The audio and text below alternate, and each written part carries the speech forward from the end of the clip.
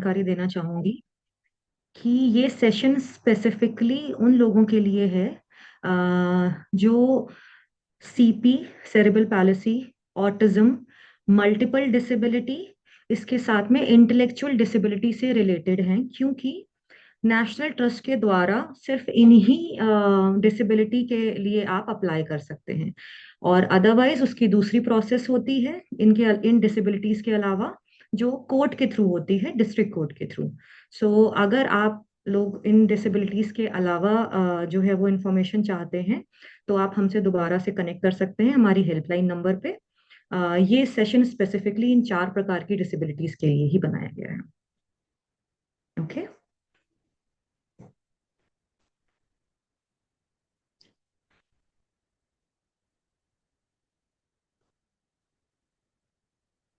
मधुरा, recording आपने start कर दी है क्या?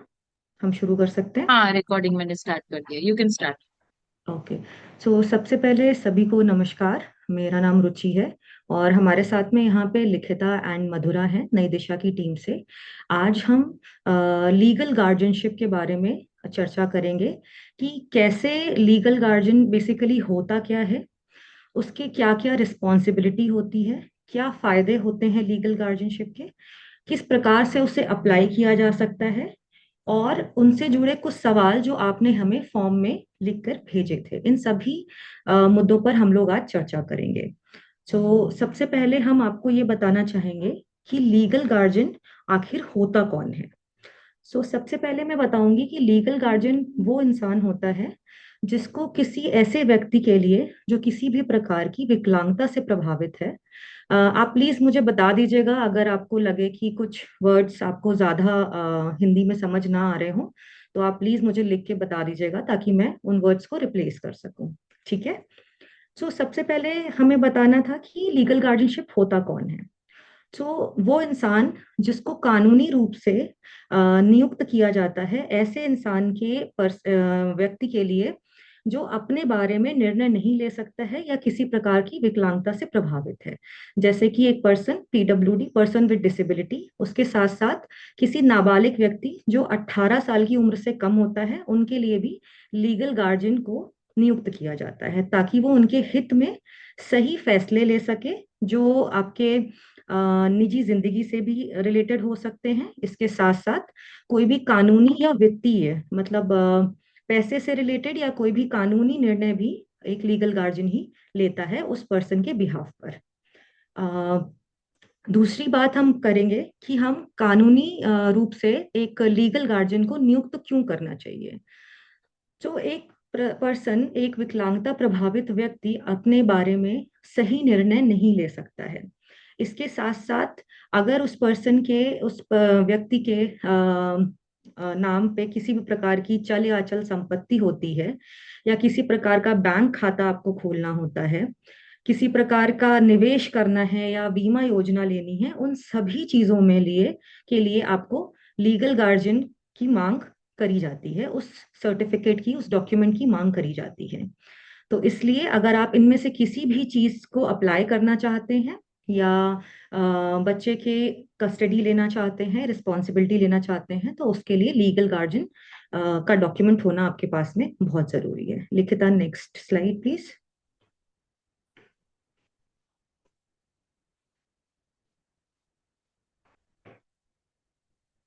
Give me a second. Yeah sure.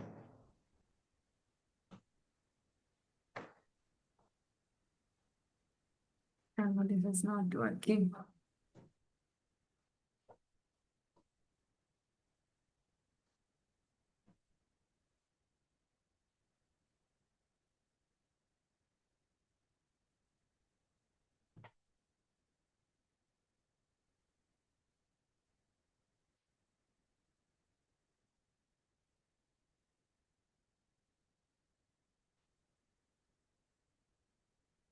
लिखिता प्लीज, आप जब आपका नेटवर्क काम करे तो आप स्लाइड बढ़ा दीजिएगा, मैं सेशन को आगे बढ़ाती हूँ इसके के साथ में कि आखिर कौन होता है ये लीगल गार्जियन।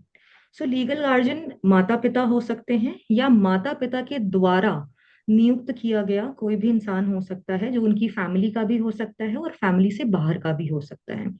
और ये इंसान उस बच्चे के लिए या उस व्यक्ति के लिए जिसको किसी प्रकार की विकलांगता है, उसके हित में सारे निर्णय लेता है, चाहे वो वित्तीय हो या फिर निजी किसी प्रकार के निर्णय हो, कि कहाँ पर रहेगा वो, किस तरीके से सारी चीजें होंगी उसकी निजी जिंदगी में। ये सारे निर्णय जो है वो एक लीगल गार्जियन ले सकता है। Next slide.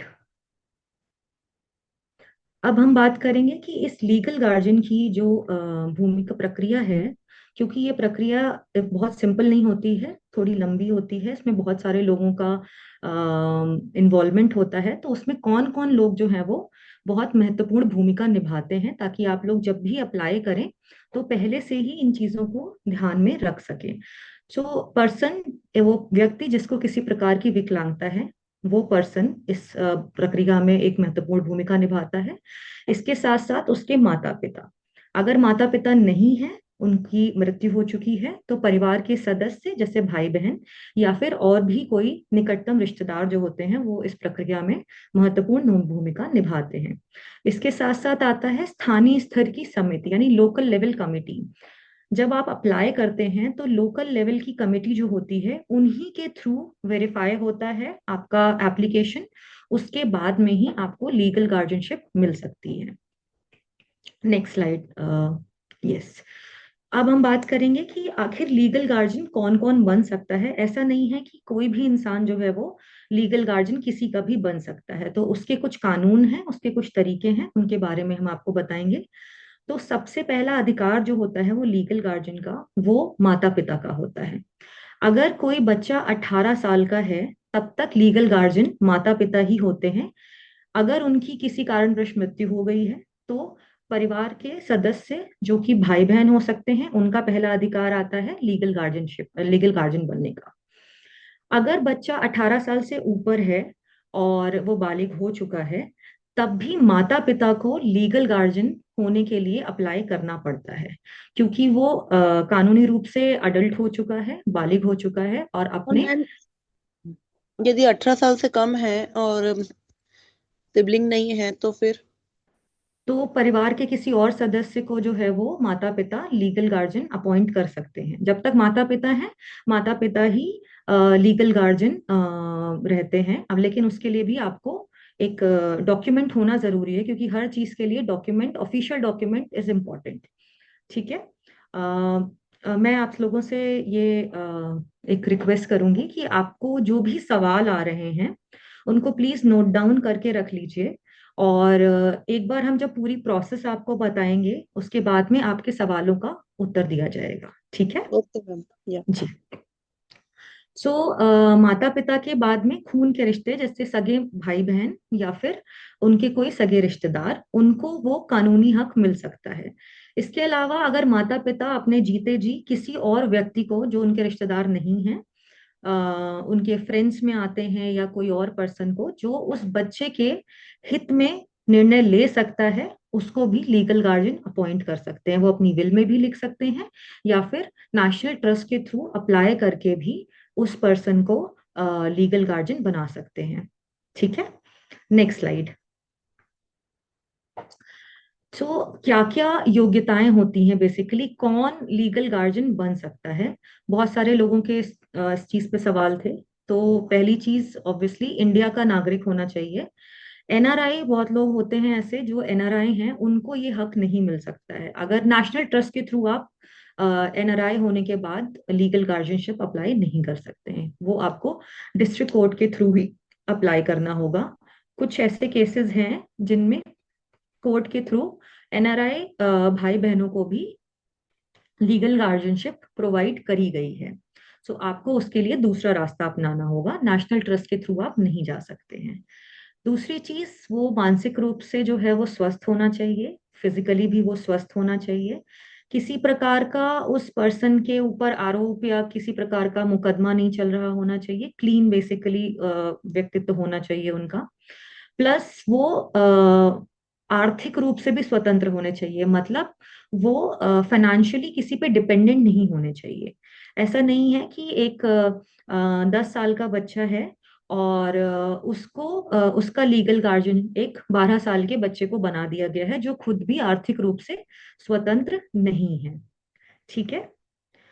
इसके बाद आता है कि अगर कोई ऐसा पर्सन है जिसके माता पिता भी नहीं है, रिश्तेदार भी नहीं है, तो लोकल लेवल कमेटी जो है वो किसी संस्था को उस बच्चे का, उस पर्सन का लीगल गार्जियन अपॉइंट करती है। तो ऐसे में वो संस्था जो है वो आपका समाज कल्याण विभाग में रजिस्टर्ड होनी चाहिए। किसी भी संस्था को लीगल गार्जियन नहीं बनाया जा सकता है। ठीक है। नेक्स्ट स्लाइड लिखता। अब हम आपको एक ब्रीफ इंफॉर्मेशन देंगे कि कैसे कैसे लीगल गार्जियनशिप के लिए आप अप्लाई कर सकते हैं और आपको वो मिल सकता है। इसके बाद में आपको पूरा स्क्रीन शेयर करके दिखाऊंगी कि कैसी वेबसाइट दिखती है, फॉर्म कैसा दिखता है, क्या क्या डॉक्यूमेंट्स लगते हैं, साथ साथ किन किन लोगों का कंसेंट, ये सारी चीजें जरूरी होती हैं। तो मैं ये प्रक्रिया आप इस स्लाइड में देख सकते हैं। ब्रीफ में मैं आपको बताती हूँ कि सबसे पहले आपको नेशनल ट्रस्ट की वेबसाइट पे जाना होता है। वहां पे जाके आपको फॉर्म अप्लाई करना होता है। उसके लिए मैं आपको एक बहुत जरूरी बात बताती हूँ कि यूडीआईडी कार्ड का होना बहुत जरूरी है। या तो आप वो अक्वायर कर चुके हों, आपके पास में होना चाहिए बच्चे का यूडीआईडी कार्ड, नहीं तो उस कार्ड के लिए आपने एटलीस्ट अप्लाई कर रखा हो ताकि आपके पास एनरोलमेंट नंबर हो। बिना UDID card and enrolment number के आप फॉर्म में आगे बढ़ ही नहीं सकते हैं। ठीक है। तो एक बार जब आप अपना यूडीआईडी नंबर और या फिर एनरोलमेंट नंबर डालेंगे, फिर आपके सामने वो फॉर्म आता है। अदरवाइज आप लीगल गार्जियन अप्लाई नहीं कर सकते हैं। जिन लोगों को यूडीआईडी कार्ड के बारे में नहीं पता है, प्लीज हमारी हेल्पलाइन नंबर पे आप कॉल कर सकते हैं, मैसेज कर सकते हैं, हम उसके बारे में भी आपको पूरी जानकारी दे देंगे। ठीक है। आगे बढ़ते हैं। फॉर्म में बहुत सारे डॉक्यूमेंट्स लगाए जाते हैं, बहुत सारी इंफॉर्मेशन होती है। अगर किसी प्रकार की चल अचल संपत्ति है उस बच्चे के नाम पे, तो उनकी भी पूरी जानकारी, छोटी से छोटी इंफॉर्मेशन उसमें देनी होती है। ये सारी चीजें भर देने के बाद में आप अपना फॉर्म कंप्लीट कर देते हैं। फॉर्म कंप्लीट होने के बाद में ये फॉर्म आपका वेरिफिकेशन के लिए आगे बढ़ता है। यहाँ पर आपका काम फॉर्म के बाद खत्म होता है। इसके बाद में आपको जिला कलेक्टर जो है उनके ऑफिस में जाके वेरिफिकेशन कराना होता है। उसमें बच्चा भी होता है, प्लस माता पिता या लीगल गार्जियन जिसको अपॉइंट किया जा रहा है उसका जाना भी जरूरी होता है। इन सभी के साथ आप सबको फिजिकली वहां पे प्रेजेंट होना होता है। वो इस बात का मुआयना करते हैं, सारा वेरीफाई करते हैं जो भी आपने फॉर्म में इंफॉर्मेशन दी है। इस बात का मुआयना करने के बाद में वो, अगर उन्हें लगता है कि जिस पर्सन को लीगल गार्जियन अपॉइंट किया जा रहा है वो उस बच्चे के हित में निर्णय लेगा, उसके बाद वो उस चीज को, आपकी एप्लीकेशन को अप्रूव कर देते हैं। और कुछ दिनों के बाद में आप उस वेबसाइट से लीगल गार्जियनशिप का डॉक्यूमेंट, प्रमाण पत्र जो है वो सर्टिफिकेट आप डाउनलोड कर सकते हैं।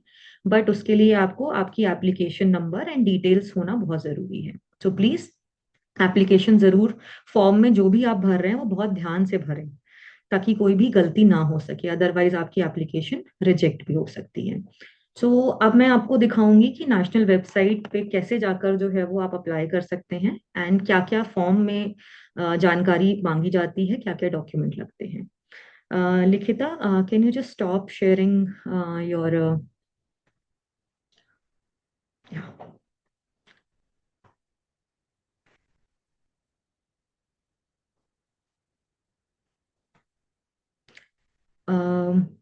लिखिता आपको जो है वो वेबसाइट की डिटेल्स पूरी शेयर कर देंगी कि किस वेबसाइट पे आपको जाके ये इंफॉर्मेशन दिखेगी।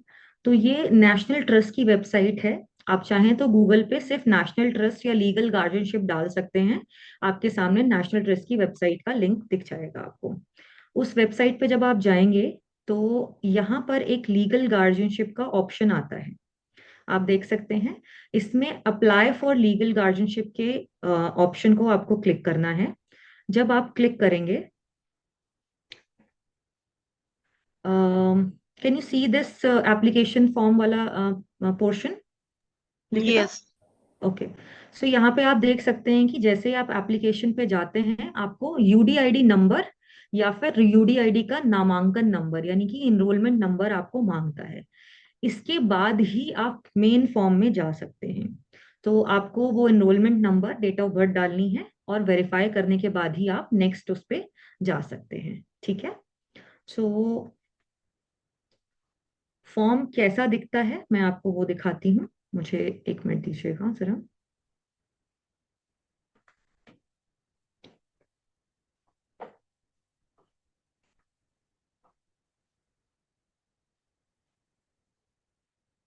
ओके। लिखिता, आप वो लिंक शेयर कर दीजिएगा नेशनल ट्रस्ट की वेबसाइट का।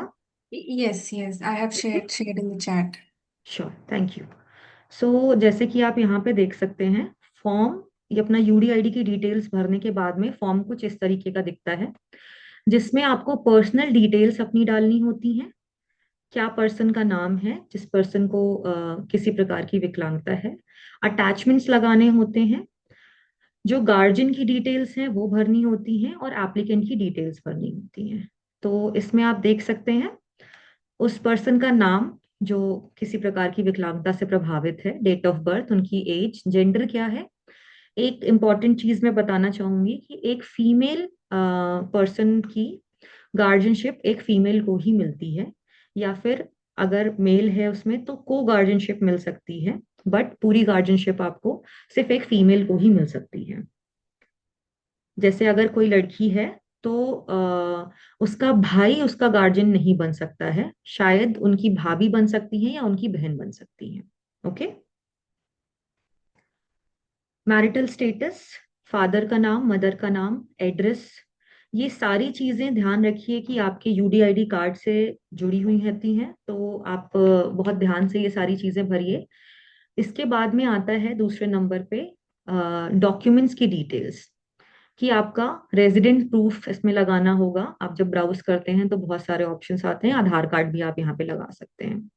डिसेबिलिटी की टाइप क्या है, परसेंटेज क्या है। सो ये सारी चीजें आप तभी लिख सकते हैं जब आपके पास में यूडीआईडी कार्ड हो या फिर डिसेबिलिटी सर्टिफिकेट हो। So before applying legal guardianship आपके पास में डिसेबिलिटी सर्टिफिकेट यानी कि विकलांगता प्रमाण पत्र या फिर यूडीआईडी कार्ड का होना बहुत जरूरी है। उसके बिना आप अप्लाई नहीं कर पाएंगे। अब यहाँ पे आता है इशुएंस। बेसिकली आपका डिसेबिलिटी सर्टिफिकेट की ही डिटेल्स हैं, कहाँ से इशू किया गया है, उस डॉक्टर का नाम क्या है, एड्रेस, कॉन्टैक्ट नंबर, ये सारी डिटेल्स आपके डिसेबिलिटी सर्टिफिकेट में ही दी होती हैं, वही चीज यहाँ पे पूछी जा रही है। अब एक महत्वपूर्ण पोर्शन आता है इसमें, एसेट्स की डिटेल्स, मतलब उस पर्सन को के किसी प्रकार की चल या अचल संपत्ति है या नहीं है। अगर नहीं है तो आप जो है वो इस ऑप्शन को क्लिक करके कि PWD does not have any movable property या इमूवेबल प्रॉपर्टी, इस पे क्लिक करके आगे बढ़ सकते हैं। लेकिन अगर उसके नाम पर किसी भी प्रकार की संपत्ति है, चाहे वो चल हो या अचल हो, तो आपको यहाँ पे पूरी डिटेल्स उनकी डालनी होगी। सर्वे नंबर, किस विलेज में है, उनका मेजरमेंट, कितने साइज का है वो प्लॉट या फ्लैट, जो भी अगर कोई भी अचल संपत्ति उस पर्सन के नाम पर है। तीसरे नंबर पे आती हैं प्रपोज गार्जियनशिप डिटेल्स, मतलब जिस पर्सन को गार्डियन के लिए एप्लीकेशन करी जा रही है उनकी डिटेल्स। तो इसमें नाम आएगा, आधार नंबर, एड्रेस, ये सारी डिटेल्स के साथ में आप यहाँ पे देख सकते हैं एक ऑप्शन आता है कंसेंट ऑफ द पर्सन, जो प्रपोज कर रहा है गार्जियनशिप के लिए। तो इसमें अगर माता है तो माता का कंसेंट आएगा, उसमें मैं कंसेंट लेटर आपको दिखाऊंगी अभी, उसका फॉर्मेट क्या होता है, उसी फॉर्मेट में कंसेंट लेटर जाता है। प्लस इसमें आपके गवाहों का भी डिटेल्स होता है, उनका आधार नंबर का डिटेल और उनका कंसेंट भी जाता है कि हाँ मैं इस इंसान को जो है वो गार्जियनशिप के लिए हामी भर रही हूँ। तो वो आपका कोई भी पास पड़ोसी हो सकता है जो उसके लिए गवाह बन सकता है उस चीज में। और उस पर्सन को भी जहां तक है वो जब आपका फॉर्म भर जाता है तब एलएलसी यानी लोकल लेवल कमेटी के ऑफिस में जाके वहां पर सुनिश्चित होना जरूरी है, तभी आपका वेरीफाई हो पाएगा। गवाह का होना भी जरूरी होता है। लास्ट आता है एप्लीकेंट की डिटेल्स, इसमें नाम, पता, डिस्ट्रिक्ट, वही सारी डिटेल्स आएंगी बेसिकली। आपका विटनेस यहाँ पर आप देख सकते हैं, विटनेस का नाम पूछा जा रहा है, उनका एड्रेस, कॉन्टैक्ट नंबर, आधार कार्ड नंबर। दो विटनेस लगते हैं, उनकी पूरी पूरी डिटेल्स मांगी जाएंगी और इनका वहां पर होना भी फिजिकली जरूरी होता है। इन सब हो जाने के बाद में आप फाइनल सबमिशन करेंगे। जब आप सबमिट पे क्लिक करेंगे, पूरा फॉर्म आपके सामने आएगा। आप उनको फिर से एक बार बहुत ही ध्यान से देखिए कि सारी इंफॉर्मेशन आपने सही भरी है या नहीं भरी है। अगर सही नहीं भरी है तो आप उसे एडिट कर सकते हैं उस जगह पर। इफ इन केस अगर कोई भी गलती हो जाती है आपको धोखे से, तो आप वापस लीगल गार्जियन वाला जो वेबसाइट है नेशनल ट्रस्ट की, उसमें जाके आप एडिट कर सकते हैं। ठीक है। अब मैं आपको कंसेंट लेटर दिखा देती हूँ कि वो किस तरह का दिखता है। लिखिता, आप मुझे बता सकती हैं कंसेंट लेटर दिख रहा है क्या? Yes yes. ओके, ठीक है। सो इस तरीके का दिखता है, जिसमें लिखा होता है कि हाँ, मैं इस पर्सन का जो भी प्रॉपर्टी है, उनका नाम, सारा चीजें, दोनों चीजों के बारे में लिखा होता है। क्योंकि इसमें पर्सन और प्रॉपर्टी इसलिए लिखा है कि गार्जियन एक जो है वो वित्तीय गार्जियन बनते हैं, मतलब लीगल गार्जियन बनते हैं, उसके साथ साथ आपकी पर्सनल उसमें के लिए भी टेम्परेरी गार्जियनशिप प्रोवाइड कराई जाती है। तो यहाँ पे मेंशन करना बहुत जरूरी है कि दोनों चीजों के लिए आप गार्जियन बना रहे हैं उस व्यक्ति को, या सिर्फ और सिर्फ निजी मामलों में के निर्णय के लिए आप जो है वो उस पर्सन को गार्जियन बना रहे हैं। ठीक है। अगर आप निजी और वित्तीय दोनों ही मामलों के लिए उस पर्सन को गार्जियन बना रहे हैं, तब आप बोथ ऑप्शन चूज करेंगे। अब मैं आपको कौन कौन से डॉक्यूमेंट्स लगते हैं उनके बारे में एक ब्रीफ जानकारी दे दे रही हूँ। आपको मैंने जो भी ये फॉर्म की डिटेल्स, कंसेंट लेटर और अटैचमेंट्स दिखाए हैं, सेशन खत्म होने के बाद में लिखिता आपको ये सारे का पीडीएफ जो है शेयर कर देंगी, ताकि आप सेव करके रख सकें इसको। ठीक है। सो जैसे कि आपने देखा, पीडब्ल्यूडी यानी कि जो भी व्यक्ति जो किसी प्रकार की विकलांगता से प्रभावित है, उसकी डिटेल्स लगती हैं। अटैच प्रूफ ऑफ रेजिडेंस, मतलब आपका एड्रेस प्रूफ लगता है। इसके बाद में डिसेबिलिटी सर्टिफिकेट लगता है। डिसेबिलिटी सर्टिफिकेट को भी आपको पीडीएफ में अटैच करना होता है। इसके साथ साथ अगर बच्चे के नाम पे कोई मूवेबल या इमूवेबल प्रॉपर्टी है, उसकी पूरी डिटेल्स, डॉक्यूमेंट्स भी आपको अटैच करने होते हैं। नेक्स्ट आपका जो भी फोटो लगेगी, उस बच्चे के साथ में और उस गार्जियन के साथ में एक कंबाइंड फोटो होती है, वो आपको अटैच करनी पड़ती है फॉर्म में ही। इसके साथ साथ कंसेंट लेटर, दो आपके लीगल गार्जियन के प्लस आपके जो विटनेस है उनका कंसेंट भी लगता है इसमें। ठीक है। और अटैच, हाँ, प्रूफ ऑफ रेजिडेंट, जो भी गार्जियन जिसके लिए अप्लाई कर रहा है उसका भी एड्रेस प्रूफ लगता है। इसके बाद में कंसेंट फॉर्म, हाँ ये मैंने बता दिया है। तो ये सारे डॉक्यूमेंट आपको पहले से ही, फॉर्म भरने के पहले आप इन सबको सही फॉर्मेट में क्लियर पिक्चर्स लेके रख लीजिए, उनको स्कैन करा के, ताकि आप जब फॉर्म भरने के लिए बैठेंगे तो देरी ना हो। क्योंकि उसका एक टाइम लिमिट होता है, बहुत ज्यादा देर तक अगर आप सेशन जारी रखते हैं तो वो सेशन खत्म हो जाता है, आपको पूरा फॉर्म फिर से भरना होगा। ठीक है। अगर आपके फॉर्म में किसी भी प्रकार की कोई भी दिक्कत हो जाती है, तो आप उसको नेशनल ट्रस्ट की वेबसाइट पर जाकर दोबारा से एडिट कर सकते हैं। एडिट का ऑप्शन पहले नहीं था, बट अब एडिट का ऑप्शन आ गया है, तो आप एडिट कर सकते हैं। बट उसके लिए आपके पास में डिटेल्स होना बहुत जरूरी है, यानी कि एप्लीकेशन नंबर और डेट ऑफ बर्थ, क्या क्या, यूडीआईडी नंबर, ये सारी डिटेल्स होना जरूरी, क्योंकि उन्हीं से आप अपनी प्रोफाइल में लॉग इन कर सकते हैं। ठीक है। तो एप्लीकेशन फॉर्म जरूर डाउनलोड कर लीजिएगा फॉर्म भरने के बाद में, या फिर उसका स्क्रीनशॉट जरूर ले लीजिएगा कि आपने क्या क्या डिटेल्स भरी है। अ, अब हम बात करेंगे, ये मैंने आपको पूरी प्रोसेस बताई है, लीगल गार्जियन कौन होता है, क्यों आवश्यक है, उसकी क्या दायित्व हैं, यानी कि क्या रिस्पॉन्सिबिलिटीज हैं, उन सब के बारे में मैंने अभी आपको बताया।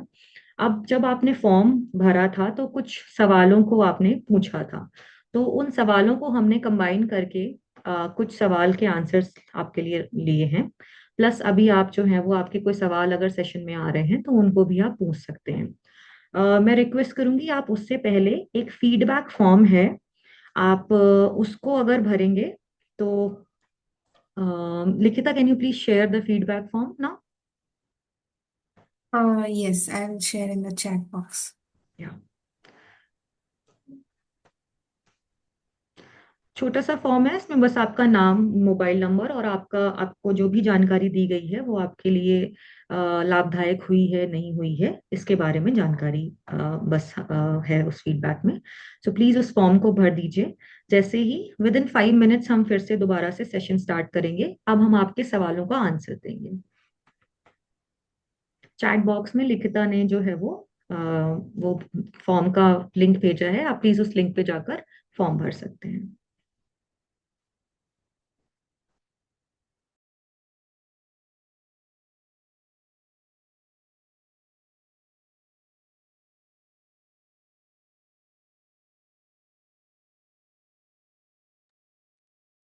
रुचि, इस ब्रेक के दौरान एक बार फिर से बस बता दो ना कि नेशनल ट्रस्ट के अंदर कौन सी डिसेबिलिटीज कवर होती है। कुछ हाँ, लोग पूछ रहे हैं। बिल्कुल बिल्कुल। सो सेशन के स्टार्टिंग में मैंने बताया था कि 4 प्रकार की डिसेबिलिटी जो है वो उनके लिए आप नेशनल ट्रस्ट के द्वारा अप्लाई कर सकते हैं।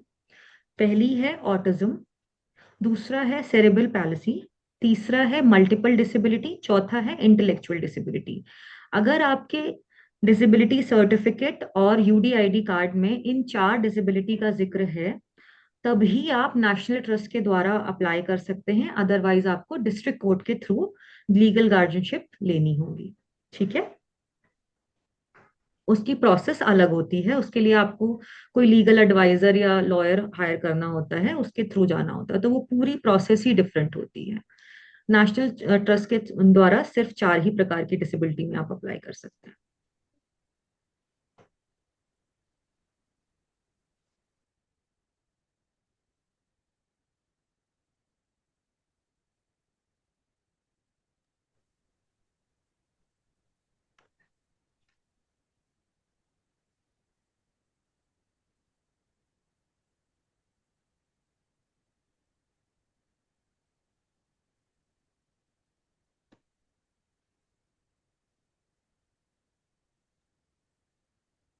हम सबको बस थोड़ा सा रिक्वेस्ट करना चाहते हैं कि आप 2 मिनट लेके हमारा फीडबैक फॉर्म प्लीज भर दे।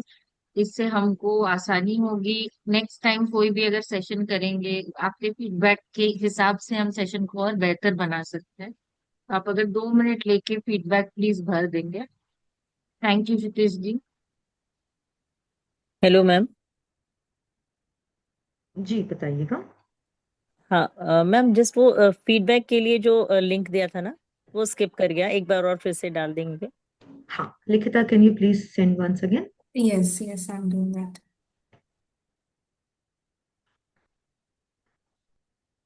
मैम चैट बॉक्स में भी क्वेश्चंस डाल रखे हैं। हाँ, सो बेसिकली चैट बॉक्स में जो भी क्वेश्चंस हैं, क्योंकि सेशन लिमिटेड टाइम का ही है, उन सारे क्वेश्चंस को अभी जो हम क्वेश्चन आंसर्स के बारे में डिस्कस करेंगे, अगर आपको लगता है उन डिस्कशन में आपके क्वेश्चन का आंसर नहीं हुआ है तो आप जो है वो हमारी हेल्पलाइन नंबर, मैं नंबर लिख दे रही हूँ चैट बॉक्स में आपको, उस नंबर पे कनेक्ट कर सकते हैं। Okay ma'am. ठीक है, हम आपको प्रॉपर पूरी डिटेल्स के साथ में उसके बारे में बताएंगे, क्योंकि बहुत सारे लोग ऐड हुए हैं, बहुत सारे लोग ज्वाइन करे हैं, सभी लोगों के कुछ ना कुछ क्वेश्चंस होंगे। इट्स नॉट पॉसिबल कि उतने सारे क्वेश्चंस का आंसर दिया जा सके इस छोटे से सेशन में। तो अगर आपको, एक बार आप पूरा सेशन देखिएगा, आई होप हमने जो भी क्वेश्चंस के आंसर, क्वेश्चन आंसर के टाइम पे वो दिए हैं, उनमें आपका आंसर जरूर मिल जाएगा। अगर नहीं मिलता है तो डेफिनेटली आप जो है वो हमें बता सकती हैं या फिर हमारे हेल्पलाइन नंबर पे कॉल करके उनका आंसर ले सकते हैं। मैं अवेलेबल रहूंगी हेल्पलाइन इसी नंबर पे 8448448996, या फिर आप ग्रुप में भी पूछ सकते हैं। Yes, joint legal guardianship is possible, but उसके भी कुछ नियम होते हैं, उसी पर आ सकता है। टेम्परेरी भी आप अप्लाई कर सकते हैं कुछ समय के लिए। अगर कोई इंसान कहीं जा रहा है, उस पर्सन का गार्जियन कहीं बाहर जा रहा है और उस छोटे समय के लिए, 1 महीने के लिए, 15 दिन के लिए, हफ्ते भर के लिए, अगर वो किसी और को गार्जियन अपॉइंट करना चाहता है तो भी वो अपॉइंट कर सकता है। इसको टेम्परेरी लीगल गार्जियनशिप बोलते हैं।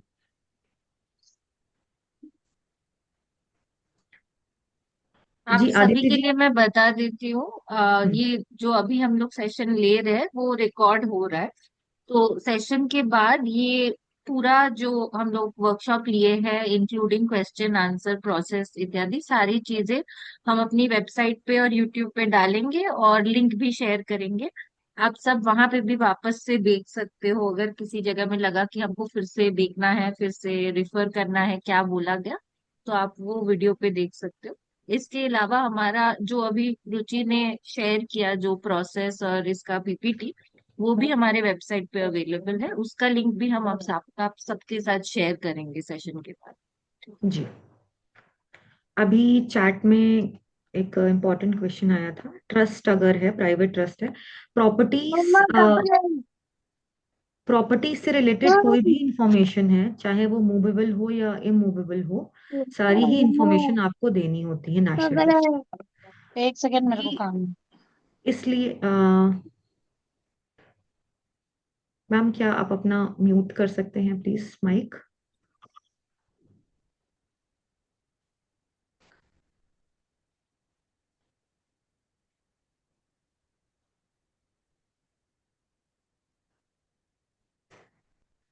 Ruchi, you can continue. या ओके।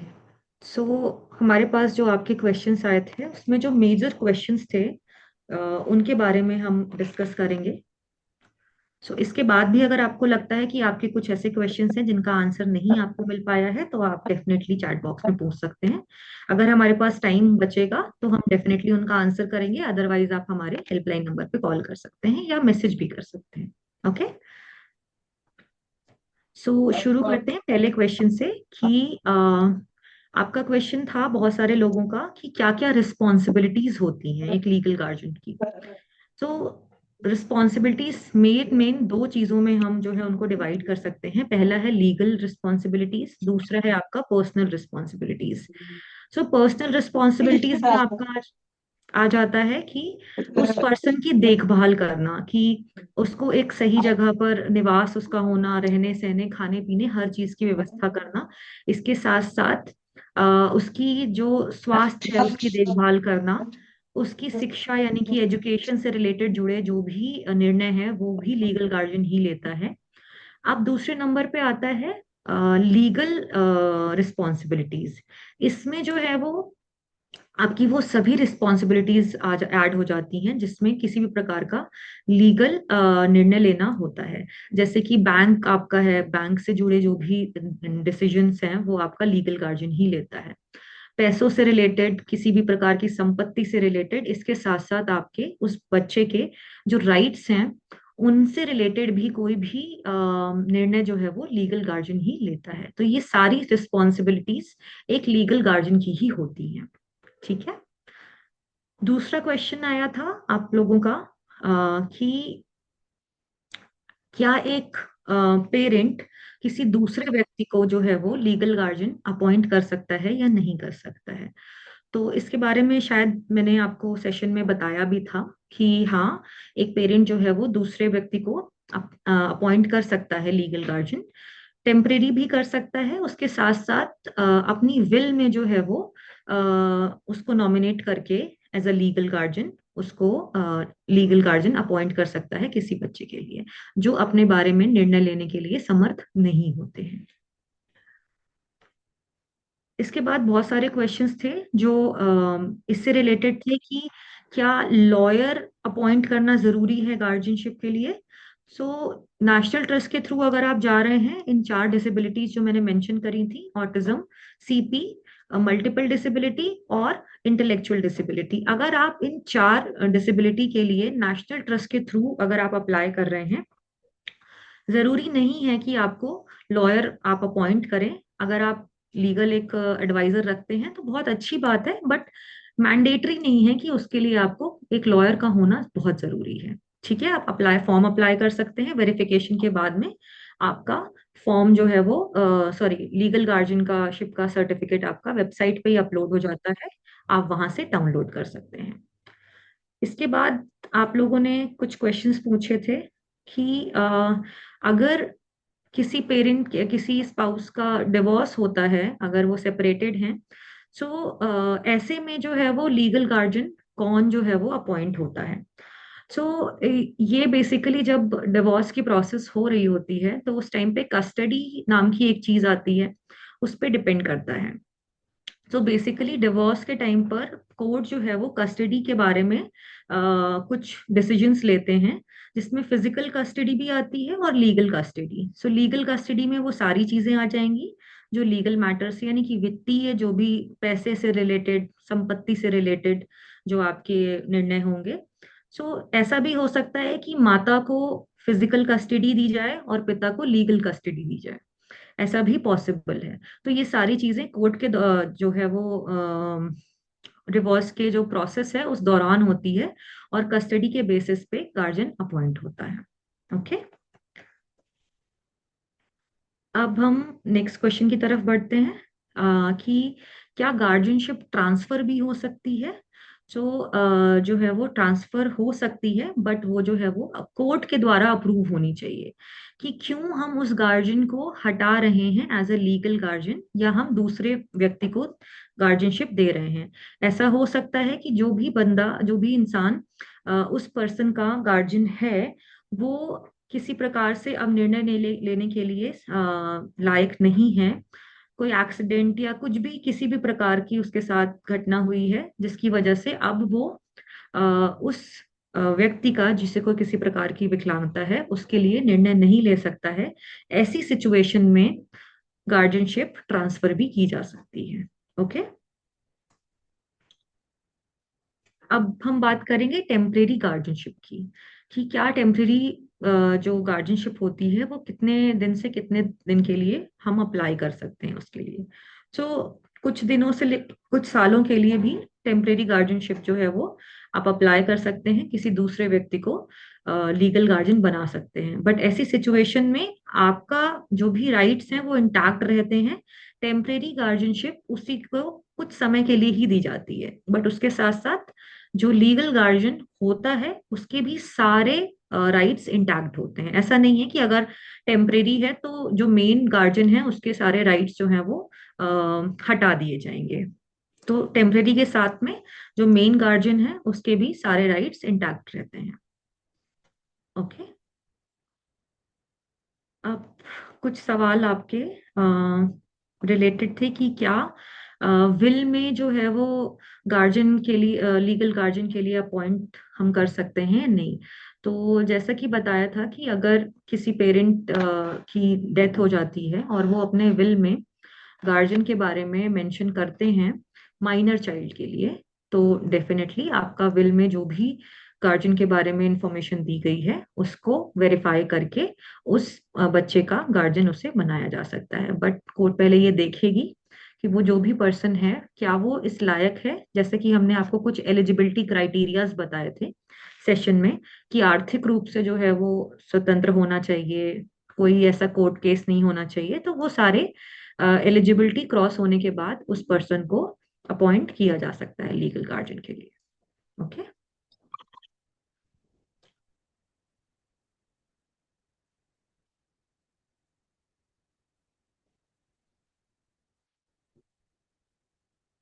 सो ये कुछ क्वेश्चंस थे जो आप लोगों ने पूछे थे, उनको ही कंबाइन करके इनके आंसर्स मैंने दिए हैं। इसके अलावा अगर आप लोग कुछ जानकारी चाहते हैं तो आप सवाल पूछ सकते हैं, मैं एक एक करके उनका आंसर दूँ। मैम यदि अभी गार्जियन है हम लोग, फिर भी लीगल गार्जियनशिप अपॉइंट करनी होती है क्या? देखिए, अगर बच्चा 18 साल से कम है तो पेरेंट्स ही जो हैं वो लीगल गार्जियन होते हैं। लेकिन कुछ ऐसे मेन डॉक्यूमेंट्स होते हैं, जैसे बैंक की कोई प्रोसेस है या कोई आप प्रॉपर्टी ले रहे हैं बच्चे के नाम पे, या कुछ भी ऐसी जो लीगल मैटर्स हैं, जो फाइनेंशियल मैटर्स हैं, उसमें सर्टिफिकेट भी मांगते हैं वो लोग। तो वहां पर लीगल गार्जियनशिप का सर्टिफिकेट होना जरूरी होता है। तो ऐसी सिचुएशन में आप जो है वो, अगर बच्चा बड़ा हो रहा है, वो किसी भी फाइनेंशियल मैटर्स में वो इन्वॉल्व हो रहा है उसका नाम, तो आप डेफिनेटली लीगल गार्जियनशिप का सर्टिफिकेट के लिए अप्लाई कर सकते हैं। बट अगर यस। बच्चा 18 साल से ऊपर है तब तो आपको करना ही पड़ेगा। जी राजेंद्र जी बताइएगा, आप कुछ पूछना चाह रहे थे। राजेंद्र जी आप म्यूट पर हैं। मैम मैं ये पूछ हेलो। हाँ जी मैडम, जी राजेंद्र जी, हाँ जी। देखिए मैं यहाँ एक चीज बताना चाहता हूँ कि जो भी पेरेंट्स गवर्नमेंट जॉब में हैं या जिस प्राइवेट सेक्टर में भी पेंशन का प्रोविजन है, तो यस। वहाँ आपका जो पीपीओ रहता है, पेंशन पे ऑर्डर, जब रिटायरमेंट के नजदीक आदमी आता है तो उसको लीगल गार्डियनशिप का पेपर सबमिट करना पड़ता है। राइट। तो ये कंपलसरी है। सेकंडली, यदि कोई पेरेंट्स सिंगल पेरेंट्स है, मान लीजिए किसी की वाइफ एक्सपायर हो गई है या वाइफ जॉब में और हस्बैंड एक्सपायर हो गए, तो उस जी कंडीशन में वो 2 बार लीगल गार्डियनशिप चेंज कर सकती है। जैसे सिंगल पेरेंट्स है, जी उसने अपने बेटे को बनाया, बेटा अनमेरिड है, जी। जब वो पेरेंट्स नहीं रहेगा तो वो बेटा अपनी वाइफ या और अदर जो आफ्टर मैरिज उसको बना सकता है, उसमें कोर्ट का प्रावधान नहीं है। हाँ हाँ। जी। और thank- तीसरा तीसरा पॉइंट ये है कि जब भी हम लीगल गार्डियनशिप का प्रोसेस करते हैं तो हमें प्रॉपर एड्रेस के साथ में, आधार कार्ड में तो रहता है, आपको हाँ करंट मंथ का इलेक्ट्रिसिटी बिल भी सबमिट करना पड़ता है। जी। वो आपके जो एड्रेस प्रूफ है, नो। उसमें जी। कुछ कुछ ड्रॉप डाउन्स होते हैं कि ये चीजें आप सबमिट कर सकते हैं एज अ एड्रेस हाँ। प्रूफ कि आप इसी जगह पे रहते हैं। तो आपको करस्पॉन्डेंस, अगर आपका एड्रेस है तो आपको बिजली का बिल आपको सबमिट करना पड़ेगा। या फिर आपको जो आपका रेंट एग्रीमेंट होता है उसका भी आपको ऐड कर सकते हैं अगर आप रेंटेड घर में रहते हैं तो।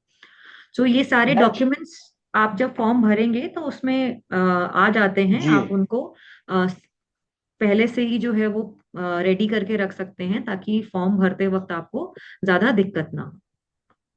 नेक्स्ट, यदि आप सिंगल पेरेंट्स हैं, आप अपने बेटे या बेटी को लीगल गार्जियन बनाते हैं और वो अनमेरिड है, तो उसका इनकम सर्टिफिकेट भी जरूरी है कि वो आफ्टर पेरेंट्स के डेथ के बाद में उस बच्चे को क्या खिलाएगा, इसलिए उसका इनकम सर्टिफिकेट जरूरी होता है। जी वही, क्योंकि नेशनल ट्रस्ट में इतनी सारी चीजें नहीं पूछते हैं, इनकम सर्टिफिकेट वगैरह। मैं यूजुअली नेशनल अगर, ट्रस्ट का ही बता रहा हूँ मैं। हाँ, अगर जो है एक पेरेंट ऑलरेडी जो जीवित है और वो बना रहा है दूसरे पर्सन को, क्योंकि तब आपके साथ में ये सारी प्रोसेस आपको करनी होगी, क्योंकि ड्रॉप डाउन्स खुलते जाते हैं जी। कि क्या वो पर्सन उसका भाई है, बहन है। तो आर्थिक स्थिति, जैसे मैंने एलिजिबिलिटी में मेंशन किया था कि आर्थिक स्थिति स्वतंत्र होनी चाहिए। ऐसा नहीं है कि वो पर्सन ऑलरेडी किसी दूसरे पे डिपेंडेंट है और उसको आप लीगल गार्जियन बना दे रहे हैं। तो ये एलिजिबिलिटी मैंने पहले ही बताई थी। थैंक यू सो मच, आपने जो है वो सारी चीजें बताई। जो है मुझे 2 मिनट दीजिएगा। चांदनी जी, मैं बस मुझे 1 मिनट दीजिएगा, मैं अभी वापस आ रही हूँ।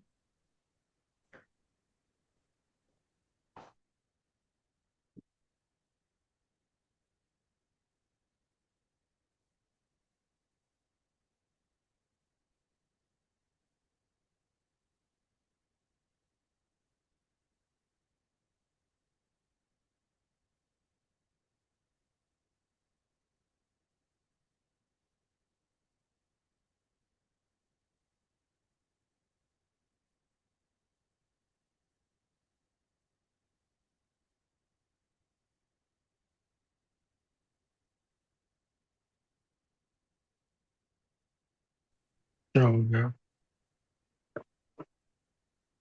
Start video.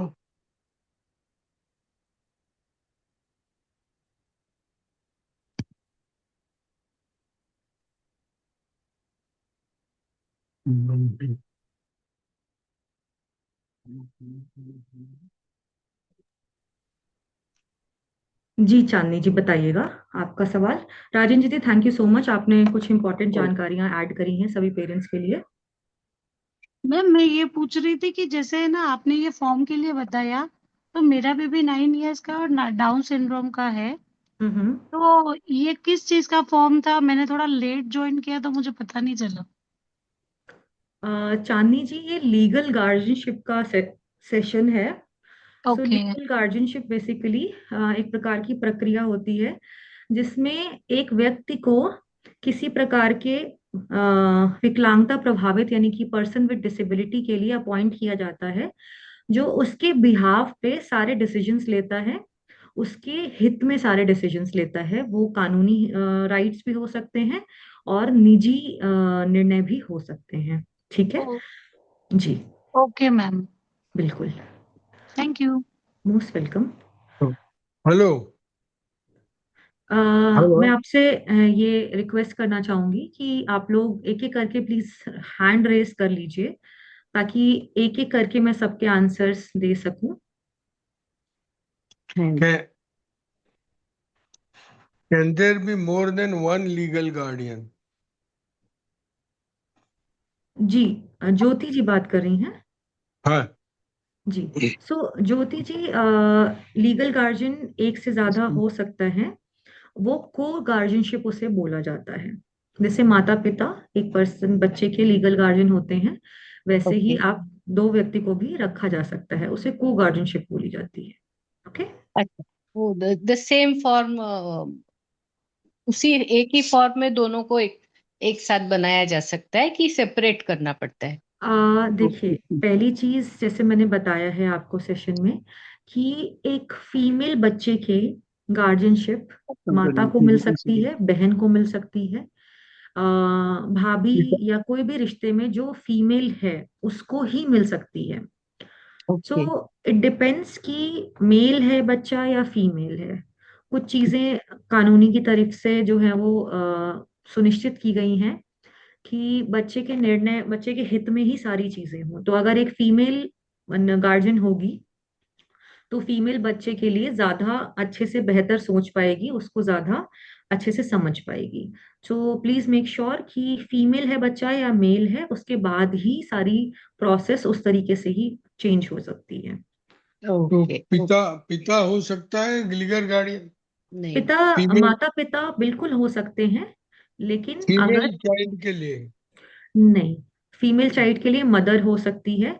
वही मैंने आपको बताया कि अगर आप गार्जियनशिप के लिए जा रहे हैं तो फीमेल अगर बच्चा है तो उसका गार्जियन फीमेल ही कानूनी रूप से होता है। ओके। ओके। ठीक है। पिता नहीं हो सकता? अगर आप अप्लाई करेंगे तो माता अप्लाई करेंगे, ज्यादा बेहतर है। वैसे तो को गार्जियनशिप माता पिता की होती ही है 18 साल तक बच्चों के लिए। ओके। ठीक है। Okay. Okay. Thank okay. Thank most welcome. Can sister madam. B जी, तिरुमाला जी ने एक सवाल पूछा है चैट में कि सिस्टर बन सकती है। हाँ, मेल चाइल्ड के लिए सिस्टर बन सकती है, बट फीमेल के लिए स्पेसिफिकेशन है थोड़ी। मेल के लिए सिस्टर भी बन सकती है, ब्रदर भी बन सकते हैं। What if the legal guardian die? So ऐसी सिचुएशन में दूसरा लीगल गार्जियन अपॉइंट किया जाता है। अगर फैमिली में कोई भी नहीं है तो किसी संस्था को उस बच्चे का लीगल गार्जियन अपॉइंट किया जाता है, जो लोकल लेवल कमिटी करती है, और उस संस्था का रजिस्टर्ड होना बहुत जरूरी है। हेलो रुचि जी, जी सेम लीला जी। क्वेश्चन है। ये अगर गार्जियनशिप पेरेंट्स लेते हैं hmm. After 18 years of age of the person with disability, जी। and the parents pass away, both the parents, and there are no siblings, मतलब कोई भाई बहन नहीं है और कोई ट्रस्टेड पर्सन भी नहीं है जिसको लीगल गार्जियनशिप का वो ओनर्स दिया जा सके, हम्म। तो क्या किया जाए इस मामले में? देखिए, ऐसी और जो सिचुएशन बच्चा में, है वो अकेला एक ही बच्चा है। जी, ऐसी सिचुएशन में गार्जियनशिप ट्रांसफर होके जो है वो कोई भी रिश्तेदार उनका गार्जियन बन सकता है। अगर कोई रिश्तेदार भी नहीं है जो गार्जियन बन जो सकता है, ट्रस्टेड नहीं है, they have to be trusted with हाँ, ऐसी सिचुएशन विद में किसी रिस्पॉन्सिबिलिटी। संस्था को बनाया जाता है जो उसकी देखभाल कर सके, उसके लिए निर्णय ले सके, उनके वित्तीय और निजी जो भी मामले हैं उसके संबंधित। जैसे संस्था मीन्स, इज इट एनजीओ और एनीथिंग? हाँ, एनजीओ। ओके, स्पेसिफिकली कोई एनजीओ आप मेंशन करना चाहेंगे? स्पेसिफिकली कोई एनजीओ नहीं, इस तरह से नहीं। अगर कोई भी आपके क्षेत्र में कोई संस्थाएं हैं जो गार्जियनशिप लेती हैं, वहां पर उनको वेरीफाई करके कि वो बच्चे के हित में आपका डिसीजन ले पाएंगे नहीं होगा, वो लोकल लेवल कमेटी जो है वो डिसाइड करती है। और लोकल लेवल कमेटी हर सिटी में अलग अलग होती है। Okay, any department who can do this or any I'm not clear about this which कौन से organization ये decision ले सकता है कि that person is now an orphan after parents there are no legal guardians to look after or carry on, so वही मुझे clear नहीं हो रहा है कि कौन कर सकता है exactly। So ma'am basically actually ये, the sorry Ruchi, I am just जी जी जी, इंटरप्टिंग थोड़ा सा। एक्चुअली ये डिसीजन क्योंकि बहुत इंपॉर्टेंट डिसीजन होता है, ये किसी एक पर्सन डिसाइड नहीं कर सकता है। एक लोकल लेवल कमेटी होती है हर जगह में। अगर हम नेशनल ट्रस्ट वेबसाइट में चेक करेंगे हमको मिल भी जाएगा लोकल लेवल कमिटीज का लिस्ट। वो लोकल Okay, लेवल कमेटी को हमको रीच आउट करना होता है कि ऐसा सिचुएशन है और हम लीगल गार्डियन अपॉइंट करना चाहते हैं। तो उसमें they help us find an organization, और if we know an organization, ऐसा ऑर्गेनाइजेशन हम जानते हैं जो ये रिस्पॉन्सिबिलिटी लेने के लिए रेडी होता है, तो उसको हम साथ में अप्लाई करा सकते हैं। But right. That decision rests with the local level committee which is headed by the district social justice welfare office.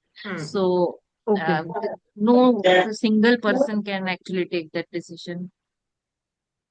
okay, because the parents will not be there to hand over this, and so the some local committee will take over and decide. That is the Correct. thing, right? Yes, Correct. Okay, Yes. okay. Thank you. Most welcome. Kranti ji, आप कुछ पूछना चाह रहे हैं?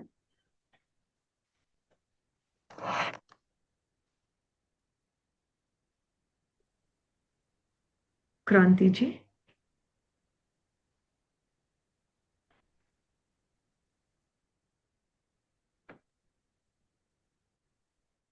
Good evening ma'am. जी जी बताइए। मेरा क्वेश्चन ये है सिंपली कि मेरे 3 किड्स हैं, 2 डॉटर और एक बेटा है, छोटा है पर वो अभी 4 ईयर का है, और हस्बैंड की गवर्नमेंट जॉब है। तो मुझे ये चीज़ जाननी थी कि उसमें गवर्नमेंट जॉब में 3 किड्स अलाउ नहीं है, मीन्स परमिशन नहीं है। तो आधार कार्ड बनवाना है या फिर लीगली उसकी मतलब जो प्रॉपर्टी हो या जो भी संबंधित हो बच्चे के मतलब फादर से, तो वो उसमें अभी उनके मतलब डॉक्यूमेंट्स जो बच्चे के अभी जो बनवाना चाहते हैं, तो वो लीगली नहीं बन रहे हैं। मीन्स थर्ड बच्चा हम मतलब शो नहीं कर सकते हैं गवर्नमेंट जॉब में, ऐसा हमें बताया गया है। क्रांति जी, आई थिंक ये थोड़ा सा पर्सनल आपका सवाल है। जी तो क्या हम इसके बारे में, हमारी हेल्पलाइन में आपको डायरेक्टली कनेक्ट कर लूंगी और हम वहां पर इस बारे में बात कर सके, क्योंकि ये सभी लोगों के लिए information, this is not important. So क्या हम हेल्पलाइन के थ्रू आपसे कनेक्ट करेंगे और इनका जवाब देंगे, ठीक है? ओके ओके, क्योंकि थैंक ये यू थैंक डिस्कशन लंबा हो सकता है कि क्या क्या कौन कौन सी जानकारी आपको मिल रही है, कहाँ से मिल रही है। So you. Will connect on helpline number. Okay, okay, thank you thank most welcome. Kshitij ji शायद कुछ पूछना चाह रहे हैं, आप पूछ सकते हैं। हाँ यस मैम। मैम अगर बच्चा अभी 18 ईयर्स का नहीं हुआ तब भी हम ये प्रोसेस स्टार्ट कर सकते हैं? बिल्कुल आप कर सकते हैं, कोई प्रॉब्लम नहीं है उसमें। ओके बहुत सारी मैडम बैंक्स जो हैं वो अगर कोई भी आप बड़ा अमाउंट या कुछ भी कर रहे हैं तो उसके लिए बच्चे के नाम पे अगर कोई भी ऐसा मॉनिटरी कुछ भी है तो अच्छा रहेगा कि लीगल गार्जियन जो है वो अपॉइंटेड रहे, ताकि वो उनके बिहाफ पे डिसीजन दे सके। ओके। ओके मतलब 18 ईयर से पहले भी ले सकते हैं। सेकेंडली मैम हाँ, अगर कभी जैसे पेरेंट्स चला जाता है, लीगल गार्डियनशिप ट्रांसफर करनी है तो वो कैसे होता है प्रोसेस? वो सेम इस ट्रस्ट की वेबसाइट से होता है या डिफरेंट मेथड है? ट्रस्ट की वेबसाइट से भी हो सकता है, आप कोर्ट के थ्रू भी जा सकते हैं। Thank you. जी, सुखविंदर जी आप कुछ पूछना चाहते हैं? मैम म्यूट पर हैं आप। एक्चुअली मैं ऑन दी वे थी और इंटरनेट कनेक्शन नहीं था, तो घर अभी पहुंची हूँ, वाईफाई अभी लगा। तो जी। मैंने अभी नेशनल ट्रस्ट की वेबसाइट पर गार्डियन के लिए अप्लाई किया है, और मैं गवर्नमेंट जॉब में हूँ, और मेरा बेटा हॉस्टल में पढ़ता क्या सीवियर इंटेलेक्चुअल डिसेबल है। ओके। तो मैं काफी प्रॉब्लम में हूँ। और अब मुझे ये पूछना था कि अब इस गार्डियनशिप में मैं आगे कैसे मुझे फॉलो अप करना है। और दूसरा, अगर इसके फादर एक्सपायर हो गए कैंसर से तो मैं अकेली रह गई हूँ। तो उस ओके। बच्चे के अगर वो कुछ पैसे छोड़ के गए हैं, जैसे उसके 30,000 महीना जाता है हॉस्टल में रखने का, तो मेरी तनख्वाह में वो इनकम टैक्स बहुत ज्यादा कट जाता है। मैं 30 के स्लैब में आ जाती हूँ। जबकि मेरे ओके। पास एक बेटी है, किराए का मकान है, तो मेरी पूरा नहीं पड़ रहा खर्चे ही पूरे नहीं हो रहे हैं। तो मेरा ओके। कहना है कि अगर उसके अगर मेरे को इसमें गार्डियनशिप में उसका एक अकाउंट खुले और उसमें इनकम टैक्स ना लगे, या कुछ ऐसी क्या इनके लिए कोई सुविधाएं हैं। और एज ए गवर्नमेंट एम्प्लॉय मुझे थोड़ा रेफरेंस भी दे दीजिए, मैं किससे मिलूं कैसे करूं, क्योंकि मैं काफी कोप अप नहीं कर पा रही हूँ इन चीजों से, और ऑफिस से मुझे कुछ नहीं मिलता। वहां नॉर्मल बच्चों के लिए तो 2,000 मिलते हैं, लेकिन ये बच्चे भगवान के मारे हैं। और वो लोग इन बच्चों को रिहेबिलिटेशन कह के एजुकेशन इमर्समेंट देते ही नहीं है, जो कि बिल्कुल। 4,500 है, वो भी नहीं मिलता है इसको। और हॉस्टल का तो मैं चाहती हूँ अगर रिहैब जा रहे हैं तो अगर इसे 15-16 हजार वहां से मिल जाए तो मुझे काफी सहूलत हो जाए। और एक वर्किंग मदर उस बच्चे को छोड़ के कैसे नौकरी पे जाए, क्योंकि यहाँ कुछ भी नहीं है दिल्ली के अंदर जहाँ छोड़ दूं मैं उस बच्चे को। तो प्लीज मुझे इसमें रेफरेंस और जो भी हेल्प कर सकते हैं वो कर दीजिए। बिल्कुल।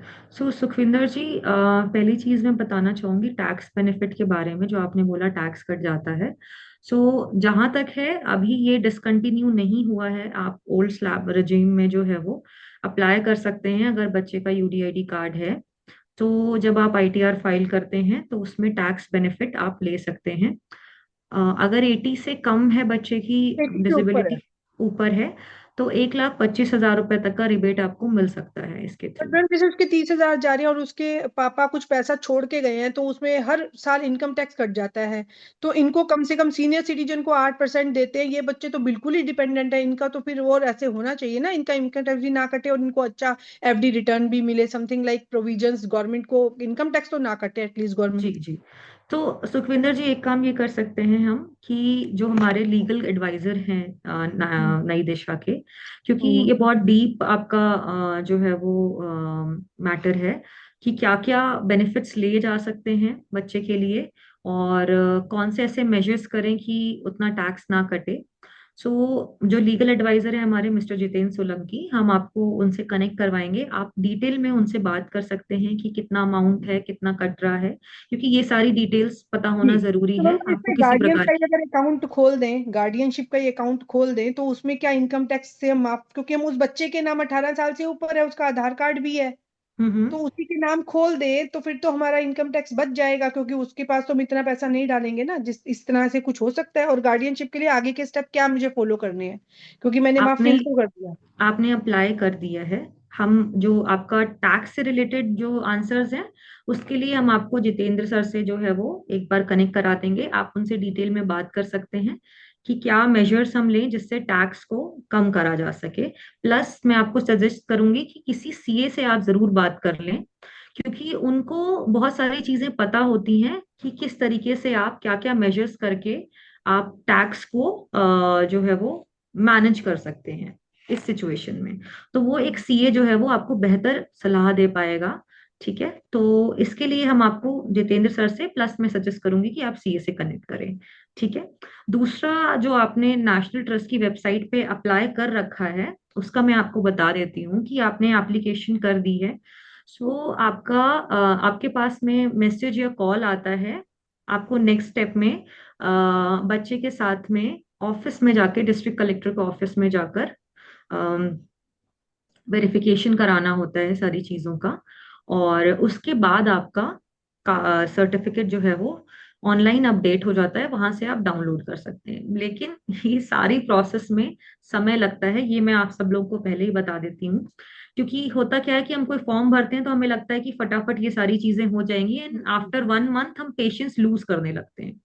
सो इन दिस प्रोसीजर आप ये मान के चलिए 3 से 4 महीने लग जाते हैं, क्योंकि वेरिफिकेशन थोड़ा डीप लेवल पे होता है, सारी चीजें होती हैं, और पर्सनली आपको मिलना होता है जाके, तो स्लॉट्स वगैरह मिलने में थोड़ा टाइम लगता है।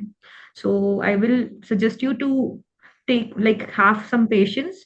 3-4 महीने चलो। आपको पूरी प्रोसेस कंप्लीट होने में लग जाएंगे, जल्दी भी हो सकता है, बट आप ये टाइम लाइन लेकर चलिए। तो इसके लिए ओके। क्या फायदे होंगे गार्डियनशिप के में, लीगल बनने से क्या क्या फायदे हैं इस बच्चे को या मुझे? देखिए, अभी ये सेशन में हमने पहले ही आपको सारा कुछ बताया हुआ है, ये रिपीट हो रहा है ये चीज। नहीं मैम, फिर सो आप एक अगर पीडीएफ वगैरह उसमें शेयर कर देंगे तो वो हम पढ़ ये जो लेंगे। पूरा सेशन है ये आपको यूट्यूब पे मिल जाएगा, प्लस पूरा पीडीएफ जो है वो आपको शेयर कर दिया जाएगा, आप वहां से सारी इंफॉर्मेशन ले सकते हैं। ठीक है। ठीक है। और मैम एक high support need ground level पर बिल्कुल भी इम्प्लीमेंटेड नहीं है। जो भी डिसेबिलिटी के एक्ट है ना, वो ग्राउंड लेवल पर जब मैं पूछने जाती हूँ कि भाई मैं नहीं कर पा रही हूँ उसका खर्चा, तो हाई सपोर्ट नीड का बच्चा है तो कुछ भी नहीं दिखता। धारियाल जी से भी कितने लोगों से तो मिल चुके, और जी इवन उपमा श्रीवास्तव जी भी थी, वो एक्सपायर हो गई है। मैंने एक केस भी किया था वीडियो कॉन्फ्रेंसिंग में। लेकिन उसके लिए मुझे अब किससे बात करनी है, कुछ ऐसा हो तो प्लीज उसका भी मेंशन करना, सो दैट इन बच्चों का कुछ भला हो सके। बिल्कुल, मैं आपसे पर्सनली कनेक्ट कर लूंगी, और उसमें हम आपको आपकी जो भी सवाल हैं उनके आंसर्स। जी, ठीक है। Thank you so much. Most welcome. लिखिता, वंस अगेन आप जो है वो हमारा हेल्पलाइन नंबर जो है वो शेयर कर सकते हैं चैट बॉक्स में, Yes. ताकि जो भी पेरेंट्स जिनके सवालों का आंसर अभी नहीं मिल पाया है, और देबाश्री जी का आंसर हम कर देंगे, आप परेशान ना होइए, देबाश्री जी ने हाथ उठाया हुआ है। उसके बाद में हम सेशन के बाद में आप अगर कोई भी सवाल आपका एप्लीकेशन से रिलेटेड है, कहीं आपको कोई दिक्कत आ रही है, कोई कंफ्यूजन आ रहा है, आप डेफिनेटली हमारे हेल्पलाइन पे कनेक्ट कर सकते हैं। वी विल ट्राई कि हम आपका जो है वो पूरा पूरा सपोर्ट कर सकें। जी देबश्री जी बताइए। हाँ मैम, तो मेरा प्रॉब्लम ये है कि हमारा जो बेटा है ना, वो 18 प्लस क्रॉस किया, 19 इयर्स में गया, तो ऑटिज्म स्पेक्ट्रम डिसऑर्डर में है। तो हम लोग, हम और मेरा हस्बैंड, हम दोनों सीनियर सिटीजन पे आ गए हैं। हाँ, I am 53, he is approaching 60। तो ओके। बात ये है कि आपके लिए तो हम दोनों लीगल गार्जियन हो जाएंगे जो आप प्रोसीड्यूर बोल रहे हैं, लेकिन इसके बाद आफ्टर अस, हाँ, लेकिन because we are senior citizen, जो कुछ भी हो सकता है, तो हम लोग का ऐसे कोई नियरेस्ट डियरेस्ट ये नहीं है, जान पहचान नहीं है जिसको हम लीगल गार्जियन बना सकते हैं। In that case we are very helpless. So ये बताइए, अगर आप हेल्प कर सकते हैं कि कौन सा संस्था से, कौन से ये से हम जोगाजोग करें कि उसके बारे में वो लोग हमको हेल्प कर सके, क्योंकि ये मैटर भी बहुत सीरियस है। क्योंकि हमारा बाद हम लोग सब चाहते हैं ना, हमारा बेटा को, बेटी को अच्छे से कोई लीगल सपोर्ट से वो ठीक तरह से उसका सब चले। तो वो इसमें हम लोग एकदम जस्ट एक कुछ पहले बोले थे ना जे, same we have only one child and we have no other legal guardian in that case and we are senior citizen. हाँ, सो आप जरा खोल के बता दीजिए कि हम क्या कर सके इसमें, बिल्कुल। क्या मदद हमको मिल सकते हैं आपकी तरह से, जी। कोई संस्था से। ऐसे में देबाश्री जी, सिटी वाइज जैसे मधुरा ने बताया कि हर सिटी में कुछ संस्थाएं होती हैं, और लोकल लेवल कमेटी होती है जो ये डिसाइड करती है कि ऐसी सिचुएशन में बच्चे को किस के अंडर जो है वो लीगल गार्डियनशिप किसको प्रोवाइड करी जा सके। तो ऐसी सिचुएशन में लोकल लेवल कमेटी भी संस्थाओं को ढूंढने में आपकी हेल्प कर सकती हैं, जो कि सिटी वाइज होता है, आपके एरिया वाइज होता है, आपके स्टेट वाइज होता है। तो आप लोकल लेवल जो कमिटीज हैं उनकी पूरी डिटेल नेशनल ट्रस्ट की वेबसाइट पे दी हुई है। आप उस लिंक पे जब जाएंगे तो वहां पे आपको दिख जाएगी गार्जियनशिप वाला जो पोर्शन है, उसी में आपको एक कॉलम मिलेगा जिसमें लोकल लेवल कमेटी के बारे में इंफॉर्मेशन दी हुई है। आप उनसे कनेक्ट कर सकती हैं। और जो है वो, इसके अलावा अगर आपको खुद भी लगता है कौन सी संस्थाएं हैं, आप एक बार सर्च कर सकते हैं। प्लस आप अपनी सिटी का डिटेल्स हमें दे दीजिएगा, हम पूरी कोशिश करेंगे कि जो है वो अगर ऐसी कोई संस्थाएं हैं उस जगहों पर या दूसरे भी शहर में, तो हम आपको उनकी इंफॉर्मेशन प्रोवाइड कर सकें। लेकिन उन संस्थाएं भी जो है वो राजी होनी चाहिए उस इन किसी पर्सन की लीगल गार्डियनशिप लेने के लिए, ये बहुत जरूरी है। ऐसा अगर वो नहीं है कि राशि नहीं हुई तो मैम वो तब हम क्या करें, हम लोगों के लिए क्या क्या उपाय है, ये बोलिए। ऐसी सिचुएशन कम ही आती है, नहीं तो लीगल जो लोकल लेवल कमेटी होती है वो किसी ना किसी को अपॉइंट करती है ऐसी सिचुएशन में। ओके ठीक है। ओके, हाँ जी। Thank you. जी। मधुरा, आई थिंक आप जो है वो क्लोजिंग के लिए आप बता सकते हैं सब लोगों को कि कहाँ कहाँ पर हमें ये पीपीटी और सारी चीजें मिल जाएंगी, ताकि जो लोग बाद में ऐड हुए हैं और उनके सवाल, बेसिक कुछ क्वेश्चन हैं, उनको उसके बारे में जानकारी मिल सके। राइट, हाँ। तो एक लिंक मैंने चैट पे डाला है। हम फिर से एक बार और इस पे भी डाल देंगे, हमारा जो ग्रुप बना हुआ है, व्हाट्सएप ग्रुप बना हुआ है, उस पे भी फिर से डाल देंगे। उस लिंक पे जाके आप अपने लोकल एरिया के एलएलसी ढूंढ सकते हैं, वो नेशनल ट्रस्ट पे ही वो अवेलेबल है। दूसरा, जो अभी पीपीटी रुचि ने शेयर किया प्रेजेंटेशन के टाइम, वो पीपीटी हमारे वेबसाइट पे अवेलेबल है। उसका लिंक भी हम आपको भेज देंगे, या आप खुद भी नई दिशा लीगल गार्डियनशिप करके सर्च करेंगे तो वो आ जाएगा। ठीक है, वो उसमें सारी जो चीजें रुचि ने अभी बोली, वो सारी चीजें अवेलेबल है, वो सेम पीपीटी ही है ऑलमोस्ट। और इसके अलावा अगर आपको कोई क्वेश्चंस हो, कुछ आपको जानना हो, आपको लगा कि हाँ ये क्वेश्चन था लेकिन आंसर नहीं हुआ, जैसे कि रुचि ने कहा, आप हमारा जो हेल्पलाइन नंबर है 8448448996, इस पे आप कॉल कर सकते हैं या व्हाट्सएप पे भी मैसेज कर सकते हैं हमको। हमारा टीम मंडे टू सैटरडे 9 से 6 अवेलेबल होता है, और उस नंबर पे एक्चुअली रुचि ही अवेलेबल होगी। तो आप अगर कोई क्वेश्चन करेंगे तो वो रुचि के पास ही डायरेक्टली जाएगा। तो अगर अभी भी आपके दिमाग में कुछ सवाल है, आई कैन सी कि चैट पे अभी भी कुछ कुछ सवाल है। लिमिटेड टाइम है तो हम और ज्यादा नहीं बोल पा रहे, बट आई नो कि ये टॉपिक भी थोड़ा कॉम्प्लिकेटेड है और सबके लिए थोड़ा सा डिफिकल्ट टॉपिक है। तो आप टाइम ले, थोड़ा सा जो रिसोर्सेज हम शेयर कर रहे हैं वो पढ़े, फिर उसके बाद भी अगर क्वेश्चंस रहा तो हमारा हेल्पलाइन नंबर है, आप मंडे टू सैटरडे 9 to 6 कभी भी कॉल या मैसेज कर सकते हैं। या thank you so much everyone, आपने बहुत पेशेंसली सारी चीजें सुनी समझी। और जैसा कि मधुरा ने बताया है कि आप हमारी हेल्पलाइन पे कनेक्ट कर सकते हैं अगर सारी चीजें पढ़ने के बाद में, समझने के बाद में भी आपके कुछ क्वेश्चंस रहते हैं। ओके,